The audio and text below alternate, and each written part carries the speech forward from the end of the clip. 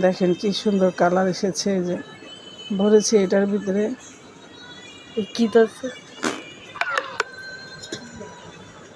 এই যে এরকম কালার। দেখেন কি সুন্দর কালার এসেছে, এই যে ভরেছি এটার ভিতরে কি আছে, এই যে এরকম কালার। কত সুন্দরভাবে স্প্রে বানালাম চুলের। এটা হচ্ছে কতগুলো উপাদান দিয়ে বানালাম। দেখেন আপনারা ফুল ভিডিও উপর দিকে ঢাকা না দিয়ে দেখবেন। আসলে না, খালি বাতিল দিয়ে দিলাম কিছুটা পানি।